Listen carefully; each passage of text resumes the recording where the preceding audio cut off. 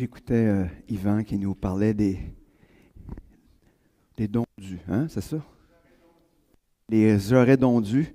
Et j'ai dit jusqu'à temps qu'un jour on arrive à pouvoir dire don Dieu, hein? Les dons de Dieu, au lieu d'être des dons dus, c'est don Dieu. Dieu a fait et Dieu permet ces choses-là et c'est pour sa gloire. Donc, avant de débuter ce matin, je veux faire une petite récapitulation peut-être de ce qui a débuté depuis le 8 janvier. Le 8 janvier, vous vous souvenez, c'était pas le début du 40 jours, mais c'est le message qui était comme le lancement de ce 40 jours de jeûne et prière où on a eu cet enseignement sur le jeûne. On a été challengé à se dégager du temps pour être avec Dieu. Hein, on a vu le jeûne, c'est d'arrêter de faire quelque chose ou de tasser quelque chose pour prendre ce temps-là pour Dieu. Et je ne sais pas ce que vous avez établi. Si vous n'avez pas commencé, je veux vous dire qu'on a passé à moitié. Mais il n'est pas trop tard, Mais prendre du temps pour Dieu en arrêtant, en disant, bon, je vais mettre ce temps-là à part pour Dieu. Donc, aussi, on s'était challengé en disant, qu'est-ce qu'on s'attend de Dieu pendant ce 40 jours-là? Qu'est-ce qu'on s'attend de sa part? Qu'est-ce qu'on veut entendre de lui? Qu'est-ce qu'on a besoin autant en tant que croyant, mais aussi comme Église? On se mettait à l'écoute de Dieu pendant 40 jours. Et là aussi, je ne sais pas où est-ce que vous en êtes rendu. Peut-être que Dieu a déjà commencé à répondre à des choses et peut-être que vous êtes rendu à une deuxième, troisième et quatrième chose que vous n'aviez même pas pensé au départ, mais que Dieu vous a ramené à la pensée. Et là encore, si vous n'avez pas débuté, il est encore temps. Même au 39e jour du jeûne et prière, ça va être encore le temps. Et même au 44e jour, ça va être encore le temps. Je veux juste vous dire que c'est pas parce qu'on va prolonger, mais parce que notre vie avec Dieu va aussi se poursuivre. Donc, comme je veux vous tenir ce matin, est-ce que, si vous n'avez pas commencé, comme je vous disais, donc de prendre le temps, est-ce que vous avez aussi pris du temps davantage dans la prière? Est-ce que votre vie de prière, il s'est passé quelque chose? Moi, je sais la vie de prière est pas mal meilleure. Et je suis le premier surpris. Mais en même temps, je m'attendais à ça, mais quand ça fait des années que tu, des fois, luttes avec certains aspects de la prière, puis tout à coup, tu vois que Dieu commence à ramener des choses, tu dis « Oh, wow! » Mais je vous encourage pas à prier juste seul, à prier les uns avec les autres, parce que notre but, c'était pas juste de faire un 40 jours chacun dans son coin. C'est de le vivre ensemble. Et j'ai goût aussi de vous dire, comment va votre temps avec Dieu? J'aimerais ça ce matin, si je le ferais avec chacun d'entre vous, mais peut-être que ça va prendre beaucoup de temps. Mais comment va votre temps avec Dieu? Pas juste la prière, mais est-ce que Dieu, à travers sa parole, vous parle, vous révèle des choses? Y a-t-il des sujets de repentance que Dieu vous a ramenés aussi, peut-être dans votre pensée, dans votre cœur, que vous avez un pas à faire ou que vous avez dû faire? Donc, jusqu'à maintenant, on a eu 3 messages dans notre série, qu'on pourrait dire, sur le 40 jours. On a eu un premier message qui était sur l'écoute de la direction de Dieu. Après ça, on a eu un message sur l'obéissance qui découle de l'écoute, finalement.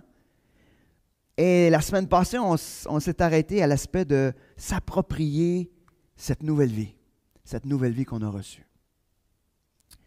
Aujourd'hui, on va poursuivre notre série, mais je vais juste commencer en disant, est-ce que vous êtes, vous autres, du genre à toujours savoir quoi faire? Non, mais tu sais, dans le sens que, peu importe, si vous avez une décision à prendre par rapport à quelque chose, vous êtes des vites, sa décision, là, tu sais. C'est pas, tu sais, c'est comme dans le sens que vous savez toujours une bonne idée quoi décider. Tu sais. Et pour certaines personnes, on a l'impression que, c'est ça, ils peuvent faire un choix sans aucune hésitation, même des choix importants. Puis pour d'autres, de faire un choix, ça semble toujours impossible. Je me souviens, un moment donné, j'étais en quelque part avec des gens puis qu'on était là, puis il fallait décider l'activité à faire en vacances. Finalement, j'ai décidé. C'était trop long. La décision ne venait pas. Fait que j'ai dit, c'est comme il y a du monde, ils vont au même restaurant depuis 30 ans, Puis à chaque fois, ils arrivent devant le comptoir prendre la décision. Ils prennent la même affaire depuis 30 ans. Mais, qu'est-ce que je prends? Et tu sais, parce qu'à la fin, tu vas prendre la même décision. Mais il y en a comme ça. Ben, j'en connais en tout cas. C'est pas mon cas. Mais on dit que c'est difficile de prendre un choix plus que de possibilités. Plus que tu as de possibilités, plus que c'est difficile de prendre un choix. Pourquoi? Parce que quand tu dis oui à quelque chose, tu dis non à d'autres choses. Hein? C'est une réalité. Puis il y en a qui sont pas capables de dire non à quelque chose tout d'un coup. Tout d'un coup, qui passerait à côté de quelque chose. Mais pour ceux qui font des choix facilement, c'est qu'ils ont appris d'une certaine manière à prioriser. Mais malheureusement, dans notre société, ce qu'on priorise, premièrement, c'est soi-même. Mais ils vont prendre des décisions pour soi-même. Ça va vite. Hein? Des fois, quand ça inclut d'autres mondes, c'est des fois un petit peu plus compliqué, mais il y en a qui réussissent à prendre des décisions rapidement parce qu'ils réussissent à prioriser le petit moi personnel. Mais je ne dis pas que c'est le cas toujours, mais même comme chrétien, des fois, on est là. Mais ce matin, on va réfléchir à un choix qu'on a à faire. Ne vous inquiétez pas. Vous n'aurez pas à travailler trop fort. C'est un choix entre une chose ou l'autre. Puis en plus, c'est prédigéré. Prédigéré. Le Seigneur a fait la digestion de tout ça. C'est pas moi qui l'ai fait, là. C'est le Seigneur. Fait que, là, je vous facilite l'affaire, là. Fait que donc, ça veut dire que vous avez un choix à faire entre deux choses. Puis le Seigneur vous a déjà donné tout pour prendre la meilleure décision. Mais allons-nous faire la bonne décision? C'est ce qu'on va voir ce matin. Donc, avant de rentrer dans ce texte qu'on va voir ce matin d'une manière un peu plus particulière, on va se tourner vers celui qui vaut la peine qu'on soit ici ce matin. Celui qui mérite toute la gloire. Seigneur, ce matin, on vient devant toi parce que sans toi, on ne peut pas rien faire.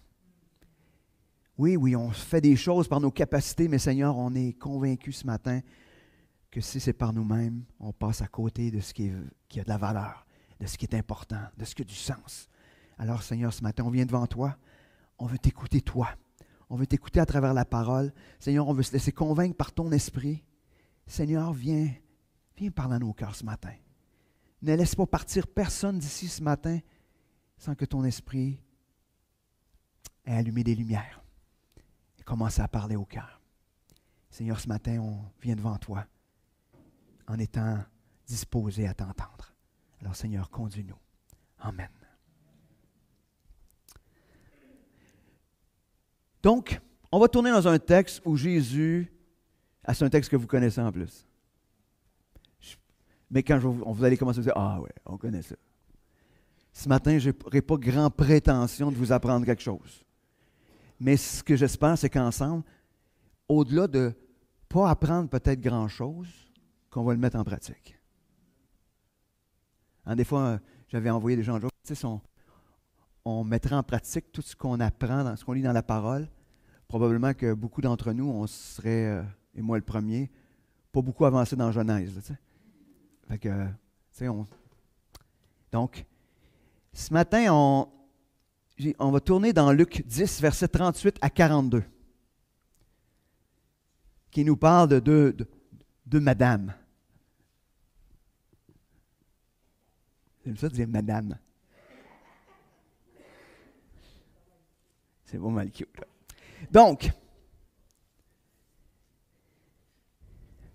pendant qu'il était en route, Jésus entra dans un village. Là, une femme nommée Marthe l'accueillit dans sa maison. Elle avait une sœur appelée Marie. Celle-ci vint s'asseoir aux pieds de Jésus et elle écoutait ce qu'il disait.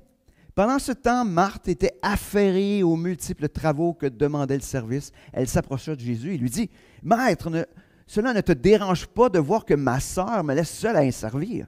Dis-lui donc de m'aider. » Mais le Seigneur lui répondit, « Marthe, Marthe, tu t'inquiètes et tu t'agites pour beaucoup de choses. Il n'y en a qu'une seule qui soit vraiment nécessaire. Marie a choisi la meilleure part et personne ne la lui enlèvera. » Wow! En tout cas, Bon, c'est beau ce matin, ce ne sera pas plus long que ça. Donc, Marthe, on voit que c'est une femme qui est hospitalière parce qu'elle accueille Jésus chez elle. Ce qu'on voit aussi, c'est que pour cette femme, le service semble prioritaire.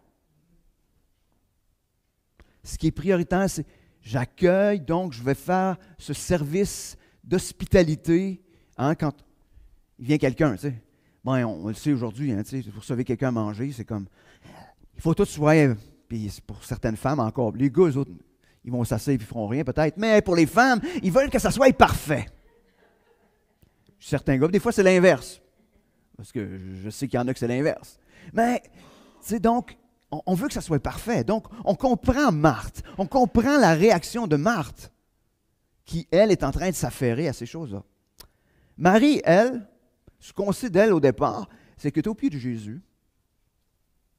On va voir plus loin, c'est une place qu'elle aime être souvent, au pied de Jésus, Marie. Mais elle, ce qui est la priorité, c'est l'écoute.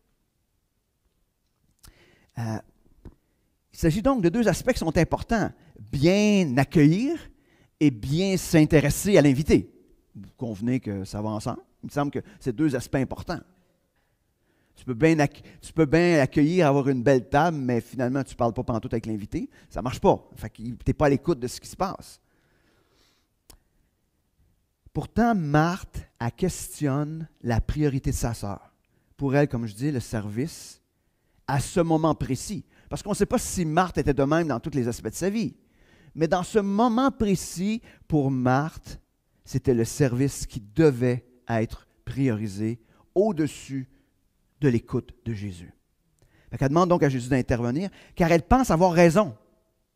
Et probablement que plusieurs d'entre nous, on dit, il me semble qu'elle a un peu raison. Parce que vous avez sûrement déjà goûté à ça. Vous vous affairez à préparer tout ça, puis vous voyez quelqu'un d'autre dans la maison, puis qui... Tu devrais voir que je suis occupé. Regardez pas tout Carmen.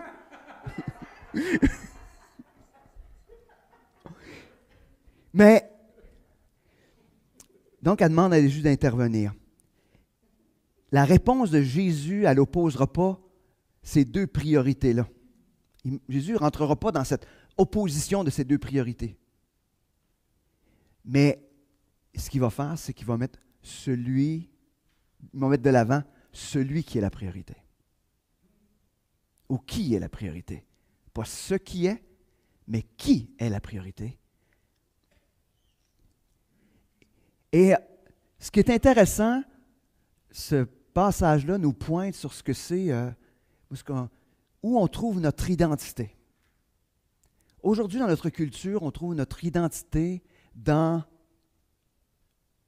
ce que nous faisons. Si je croise quelqu'un, je lui demande « parle-moi de toi rapidement », il va me raconter ce qu'il fait dans la vie. À moins qu'il en soit gêné, mais en général, il va me raconter « je fais ça dans la vie ». Pourquoi? Parce que son identité est associée à ce qu'il fait. Donc, on a une Marthe qui, elle, son identité est dans ce qu'elle est en train de faire. Mais notre identité comme enfant de Dieu, ce n'est pas ce qu'on est, nous, en train de faire, mais sur ce que Dieu est et ce que Dieu fait. Donc, quand on prend ce questionnement-là, ou ces deux manières de faire, puis on met ça dans l'histoire de Marthe et Marie, on réalise que Marie se met à l'écoute du Seigneur, donc à l'écoute de ce qu'il est et de ce que lui fait. Tandis que Marthe, elle est là en train de faire quelque chose, parce que c'est Jésus qui est là. Elle est en train de faire quelque chose pour Jésus, pour Dieu. Tandis que Marie, elle s'assoit et elle se met à l'écoute.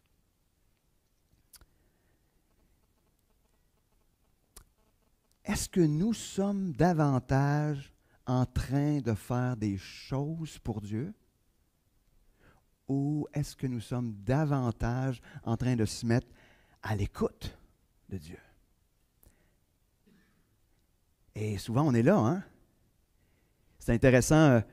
Hier, j'étais au sommet, puis j'étais allé à un atelier, c'était la foi chez les jeunes. Puis je me dis, je dois être pas pire, tu sais. Boy, je comprends rien pantoute. Je suis vraiment un vieux, là. Je suis un vieux.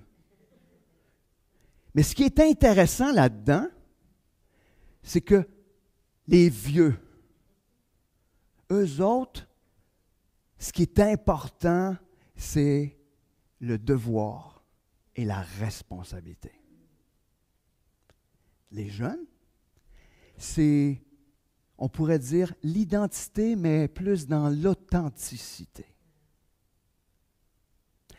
Et là, ça a l'air facile, on dit, ben oui, on est tous d'accord avec l'authenticité. Mais moi, pour un vieux comme moi, d'être authentique, c'est de faire ce que tu as à faire. Mais pas pour eux. Alors, c'est intéressant, un jour, je devrais m'asseoir avec des jeunes et dire, explique-moi. C'est correct. Mais je trouvais intéressant de se questionner là-dedans. Et en même temps, on a un peu ce même contraste-là ici. C'est-à-dire, on a une Marthe qui est dans le devoir et la responsabilité. Et on a une Marie qui est plus en train de se laisser transformer, de découvrir, de trouver sa valeur dans la présence de Jésus dans sa vie. Mais le texte, je ne dis pas ça nécessairement, mais je me permets juste de faire cette petite extrapolation-là ce matin. Donc, qu'est-ce qu'on est en train? Où on est? Est-ce qu'on est de ceux qui font des choses pour servir Dieu, en apparence, mais que dans les faits, c'est qu'on veut faire de quoi pour Dieu? Ou on est de ceux qui se mettent plus à l'écoute, dans un premier temps du moins? Est-ce que ça va empêcher de faire des choses? Je suis sûr que non. Mais qu'est-ce qu'on fait en premier? Et je trouve dans un 40 jours de jeûne et prière, je pense qu'il faut laisser tomber le faire des affaires pour Dieu, puis commencer par, OK, on va se mettre en mode écoute. On va se mettre en mode être assis au pied de Jésus.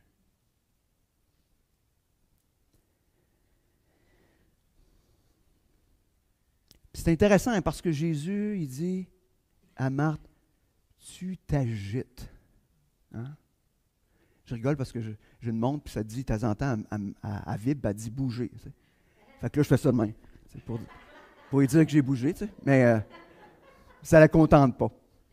Elle veut que je bouge plus que ça. Mais tu sais, mais des fois, c'est un petit peu ça. Hein, quand on est en train de s'agiter, c'est-à-dire, on fait en apparence un pas mal d'affaires, mais ultimement, est-ce que ça a la valeur que ça devrait avoir? Est-ce que c'est ça qui est vraiment important? Donc, quand on choisit l'agitation, quand on choisit l'agitation, je devrais dire, je ne sais pas si on choisit l'agitation. Je pense que l'agitation, c'est naturel. C'est ce qui se passe tout le temps. On va faire de quoi? On est là-dedans. C'est naturel. Elle n'est pas en train de faire, Marthe, quelque chose d'irrépréhensible. Elle n'est pas en train de pécher, là. C'est pas ça, là. Elle fait même le bien. Écoute, ils vont être contents, toute la gang, tout à l'heure, quand ils vont manger. Hein? Non, mais c'est vrai, elle fait le bien. Elle veut même que les choses soient parfaites. Elle pourrait même avoir le brevet ou le diplôme de la bonne hôtesse, hein, qu'elle soit. Le problème, c'est qu'elle a oublié qui elle est en train de servir, qui était plus important. Donc, la frustration de Marthe monte rapidement face à la tâche à accomplir. Et parce que les choses ne se font pas comme elle veut. Hein, quand on veut faire de quoi, ça ne vous arrive pas, vous autres. C'est comme, il me semble qu'on devrait faire des choses comme ça, hein, puis on s'en va, puis comment ça qu'il y en a qui brettent? On devrait tous aller ensemble, me semble. Hein, on devrait tous aller de l'avant en même temps, il me semble. Donc, la frustration monte rapidement. Ça nous ressemble un peu. Vous n'êtes pas de même, vous autres? Il n'y en a pas gros qui réagissent. Tout le monde est comme ça. Mais vous ne le voyez pas, mais jouez votre tête qui bouge en dedans. Tu sais.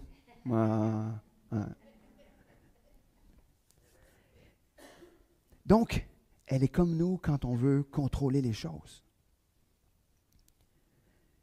Cela me rappelle ce que Jésus a enseigné à ses disciples. Il les interpelle à sortir du choix naturel. On voit dans Matthieu 6, versets 19-21, il dit « Ne vous amassez pas des richesses sur la terre où elles sont à la merci de la rouille, des mythes qui rongent ou des cambrioleurs qui percent les murs pour voler. Amassez-vous plutôt des trésors dans le ciel où il n'y a ni rouille, ni mythes qui rongent, ni cambrioleurs qui percent les murs pour voler, car là où est ton trésor, là aussi sera ton cœur. » Il est en train de dire, refocusez, allez pas dans ce qui est naturel. Ce qui est naturel, c'est d'amasser, c'est de s'activer. Non, il dit, non. Pense à qu'est-ce qui est important. Le plus important, c'est le trésor qui est dans le ciel. Le trésor dans le ciel, ce n'est pas juste, je vais être dans le ciel. Non, non, non. C'est Christ. C'est Dieu. C'est tout ce qu'on a en lui. Et c'est ça, ce trésor-là. Jésus rappelle donc que le meilleur choix, c'est de choisir ce qui aura de la valeur pour l'éternité. Donc, il dit, arrêtez de mettre votre énergie dans ce qui va disparaître. Qu'est-ce qui va disparaître? La gloire, la renommée, la richesse, la beauté. Même déjà, je commence à en perdre un peu. Tu sais. Et même la vie. Jésus rappelle que la bonne part, c'est de vivre selon l'Évangile, de se laisser transformer par elle pour devenir de plus en plus semblable à Christ. Et un petit peu plus loin dans ce même chapitre-là, Jésus il continue. Dans versets 33 et 34 de Matthieu 6, il dit « Faites donc du règne de Dieu et de ce qui est juste à ses yeux votre préoccupation première. » OK. Et toutes ces choses vous seront données en plus. Ne vous inquiétez pas pour le lendemain se souciera de lui-même. À chaque jour suffit sa peine. Et ça nous rappelle, c'est quand il dit à Marthe, arrête de t'agiter. C'est pas ça qui est important. Et ça nous rappelle que la préoccupation première, il parle du règne de Dieu, donc sa gloire. On devrait avoir les yeux fixés sur Dieu, d'être exactement à l'endroit où il veut que nous soyons. Ça devrait être notre première préoccupation. Est-ce qu'on est là? Est-ce qu'on est en train de chercher sa volonté? Est-ce qu'on est en train de s'attendre à lui? Est-ce qu'on est dans ce mode comme Marie d'être au pied, à l'écoute? Puis c'est important dans le texte qui dit, c'est si tu te mets là, au pied là, de Jésus, puis si tu te mets à son écoute, t'inquiète de rien. Quels sont ceux ici qui s'inquiètent de rien? Personne ne lève la main. Mais ce qu'il est en train de nous dire, c'est que si nous choisissons d'être au pied de Jésus, si nous choisissons de prioriser Dieu dans nos vies, le reste, il n'y a aucune raison d'être inquiet. Ça veut-tu dire que ce qu'on s'agite souvent pour rien? Je pense que oui. On le voit d'ailleurs, hein?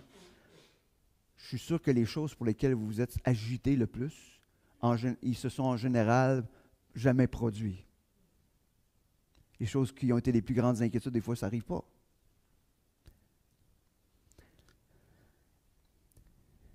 Et même Paul continue un petit peu de ne pas se mettre en souci dans Philippiens 4,6. Il dit, ne vous mettez en souci pour rien, mais en toute chose, exposez vos besoins à Dieu.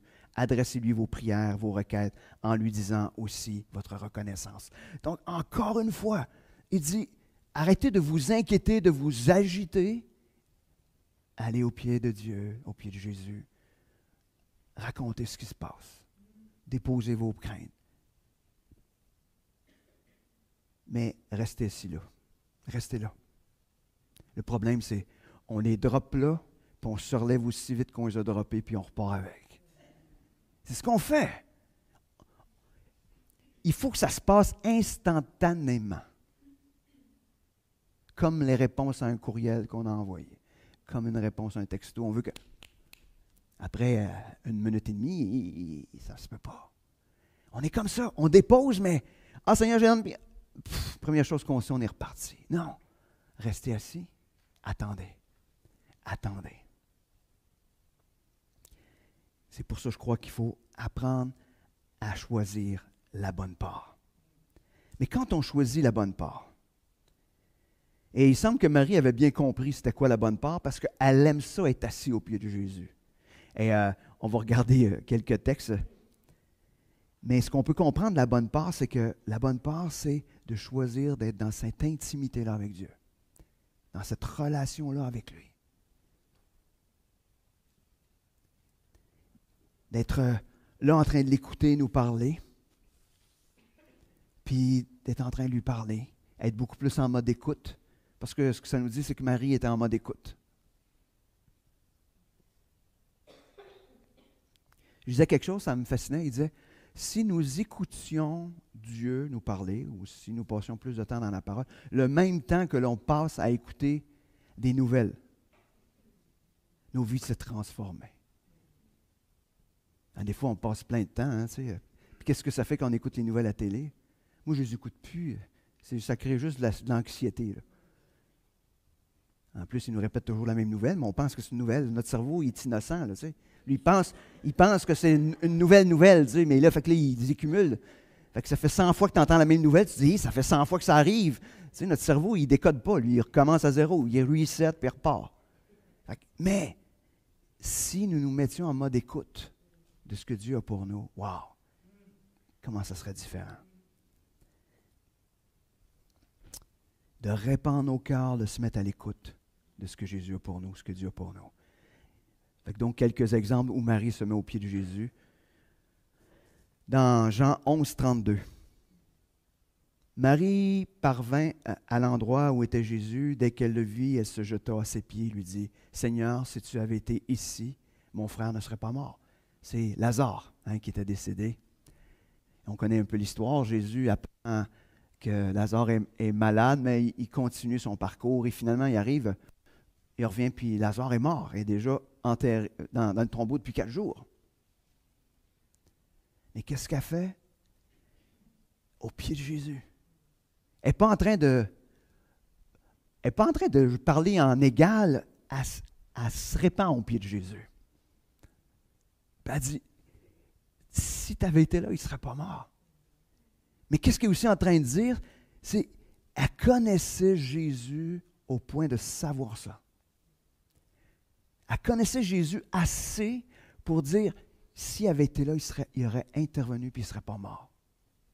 Donc, elle reconnaissait la puissance, elle avait cette foi-là dans ce pouvoir-là de Jésus. Elle n'avait pas une foi complète, parce qu'elle ne réalise pas que Jésus, il peut aussi ressusciter.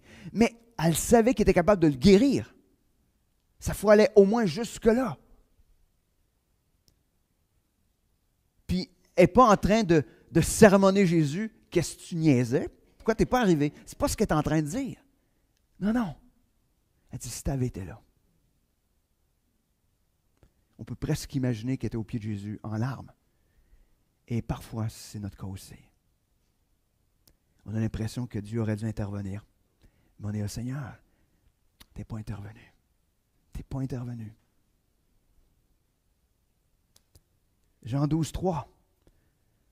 Marie prit alors un demi-litre de nard pur, un parfum très cher. Elle le répandit sur les pieds de Jésus et les essuya avec ses cheveux. Toute la maison fut remplie de l'odeur de ce parfum. Ouf, ça aurait été rough, ça. Moi, du parfum d'ascenseur, j'aurais de la misère, fait qu'imagine, là. Non, mais, là, je fais de l'humour, mais c'est pas... Ce parfum-là, c'est un équivalent d'un an de salaire. Fait qu'aujourd'hui, il vaut cher, là. Hein? Ça dépend où vous travaillez, mais 1 an de votre salaire. 1 an de salaire. Puis, souvent, c'est un héritage familial. Donc, c'est précieux, ça a une valeur importante. Et qu'est-ce que Marie fait? Elle brise, puis elle répand le parfum.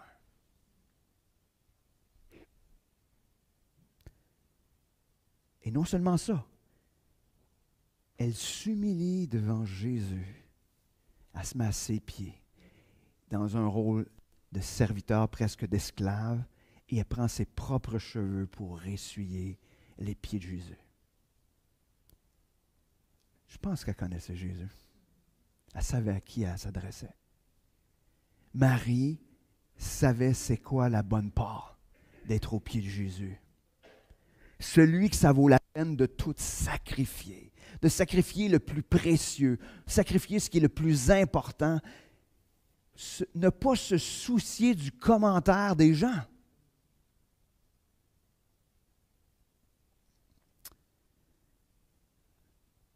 Pour choisir la bonne part, on doit premièrement être convaincu d'une chose, que Jésus est plus que suffisant, qui vaut la peine plus que n'importe quoi d'autre dans notre vie.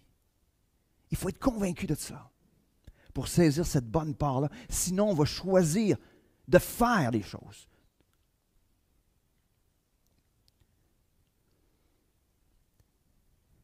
J'aime me rappeler un passage qui est lors de la transfiguration, juste avant le texte qui nous parle justement de Marthe et Marie. Dans Luc 9, 35, on peut lire, c'est la transfiguration et c'est Dieu qui parle. C'est-à-dire, une voix sortie de la nuée et qui disait, « Celui-ci est mon fils mon fils, celui que j'ai choisi, écoutez-le. » Si Dieu te dit, « Écoute mon fils », y a-t-il d'autres options? En tout cas, tu peux. Il me semble, tu sais, Dieu il arrive et il dit, « Tout ce que mon fils Jésus dit, tu l'écoutes. »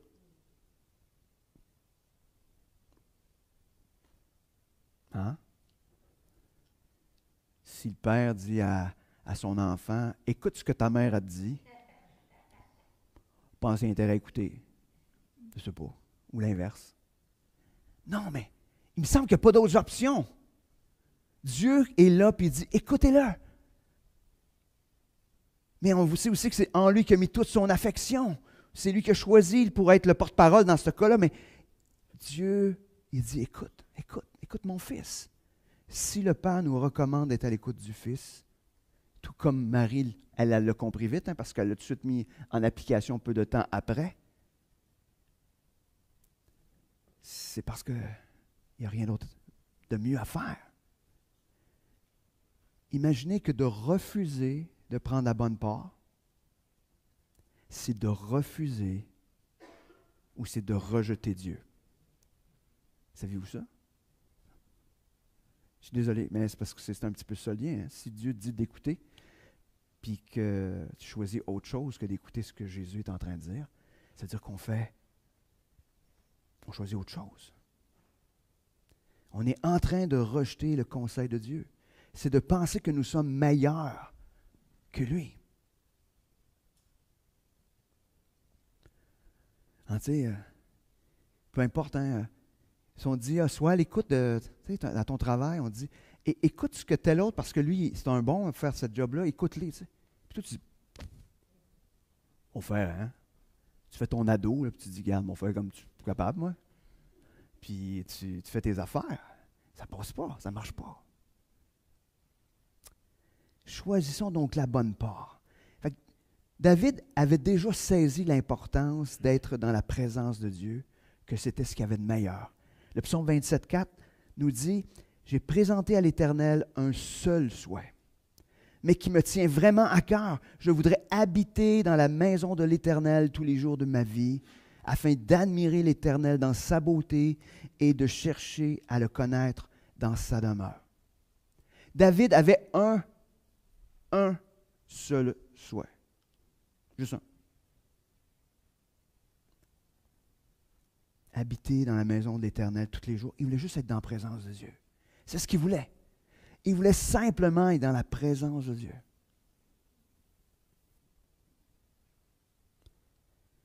Parce qu'il voulait l'admirer dans toute sa beauté, dans tout ce qu'il est. Et chercher à le connaître de mieux en mieux, de plus en plus. Donc, d'être avec Dieu pour le connaître et l'admirer. Je ne sais pas si vous êtes comme moi, mais on a besoin que Dieu produise ça en nous. On n'est pas là, là. En tout cas, moi, je ne suis pas là. On a besoin que Dieu vienne produire ça en nous. Ce désir d'être, principalement, d'être premièrement dans la présence de Dieu, dans la présence du Fils. D'être à son écoute, pour le découvrir, pour le connaître.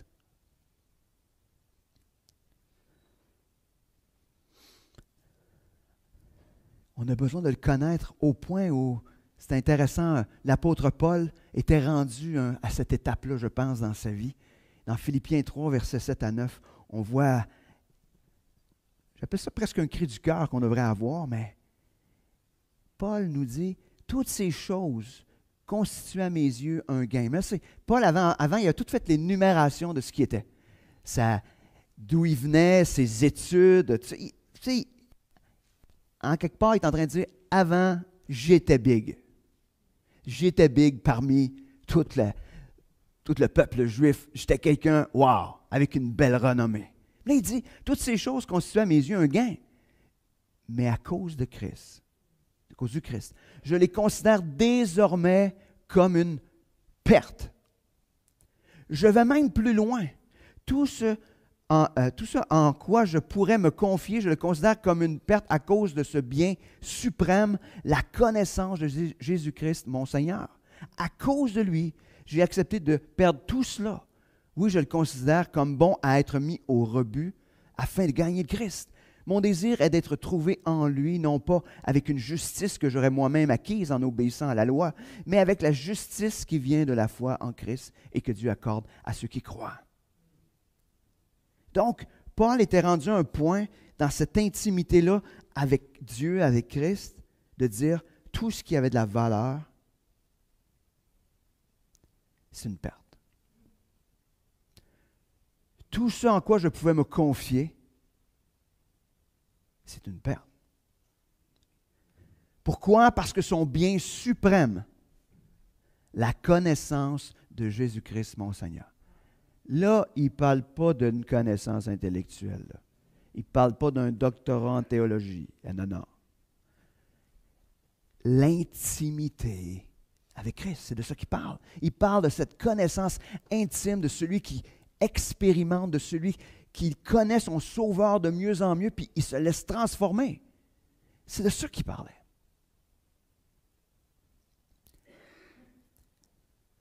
On peut presque lire dedans, à cause de cela, il choisit la bonne part. Même le reste, il dit, c'est des rebuts. D'autres versions vont nous parler de boue, de bouette, je ne sais pas trop. Mais des rebuts, ça commence à être des vidanges. Hein? C'est juste un beau mot, là. Mais tout ce qui avait de la valeur avant, c'est des vidanges. C'est ce qu'il nous dit. La seule chose importante qu'il nous dit, c'est d'être déclaré juste à cause de Christ. Point final. C'est ce qui a de la valeur. C'est de trouver son identité en Christ. Et une fois que tu as trouvé ton identité en Christ, que c'est lui qui donne du sens à ta vie, à ton existence, il n'y a pas de meilleur endroit que d'être au pied de Jésus. Ailleurs, c'est inconfortable. Si, tu sais, je dirais, je ne veux pas prendre cet exemple-là parce que je trouve ça rabaissant, mais c'est comme d'être connecté à cette source quand on connaît Jésus. Puis quand on est ailleurs, c'est d'être complètement déconnecté. Fait que tu veux juste être là. Parce que si ça donne du sens, c'est quoi ton identité? C'est que tu vas être collé sur celui qui donne le sens à ta vie. Tu ne veux pas être ailleurs que là. Pourtant, nous choisissons parfois trop souvent, d'être ailleurs. Donc ce matin, je vais nous encourager à choisir la bonne part. Vous voyez, le choix n'est pas dur. Il y a déjà trop de pré-mâché. Mais j'aimerais juste en terminant vous dire, comment est-ce que vous allez passer du temps au pied de Jésus à partir de maintenant? Ça va ressembler à quoi? Ça va ressembler à quoi? Marie était à l'écoute. Elle n'est pas en train de parler, là. Pas en tout. Elle est juste en train d'écouter. Puis, quand je croise quelqu'un qui est pas mal plus intelligent que moi, je ferme ma boîte. J'écoute. Mais là, c'est Dieu. Fait que je pense qu'on a pas mal plus à écouter qu'à parler. Qu'est-ce que tu désires lui apporter? Marie avait emmené le parfum. Qu'est-ce que tu as besoin d'y apporter? Est-ce que Christ pour toi ce matin est tellement précieux que tu es prêt à tout sacrifier? Puis je vous dirais de quoi ce matin, si vous n'êtes pas prêt à tout sacrifier, il y a quelque chose que vous ne connaissez pas de Christ. Il y a quelque chose que vous ne connaissez pas. Est-ce que ce matin, tu es prêt à faire comme Paul, cette déclaration? Tout ce qui me donnait de la valeur, tout ce qui faisait que j'étais important, c'est des vidanges. À cause de la suprématie de la connaissance de Christ. Est-ce que vous êtes prêt à faire ça? Si donc tu choisissais ce matin la bonne part, qu'est-ce qui serait différent? Et qu'est-ce qui t'en empêche? Prions. Seigneur Dieu, ce matin, on regarde ta parole et il nous semble que il n'y a pas d'autre choix à faire que de choisir la bonne part. Mais Seigneur, nos cœurs sont souvent hésitants. Souvent, Seigneur, on est là en train de s'affairer, de chercher à faire un paquet de choses en espérant te plaire.